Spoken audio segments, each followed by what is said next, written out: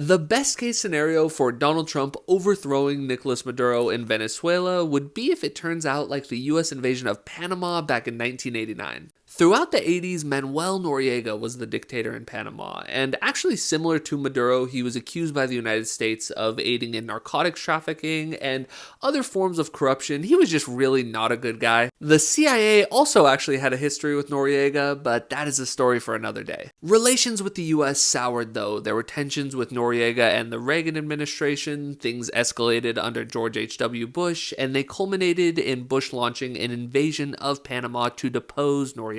It was known as Operation Just Cause and involved over 20,000 US troops. Noriega was eventually captured and sent to the United States to be imprisoned. Initially, officials from Noriega's government were claiming that 8,000 Panamanian civilians were killed by the invasion. Pretty much no one believes that was the actual death toll. Today it is pretty widely thought to have been somewhere between 500 and 1,000. That includes both civilians and soldiers. There were also thousands more Panamanians that were displaced as a result of the invasion. Afterwards, things went about as well as you could hope. Noriega was definitely not a good guy, and there were absolutely Panamanians that were happy to see him gone. The new leader was relatively democratic, actually similar to Venezuela's opposition leader, Maria Corina Machado. He had spent various stints in hiding. He was in power for a few years, there were elections held, an opposition candidate won, and he peacefully gave up power. There are some key differences though between Panama and Venezuela. In 1989, the population of Panama was a little less than 2.5 million. In Venezuela today, it's roughly 28 million.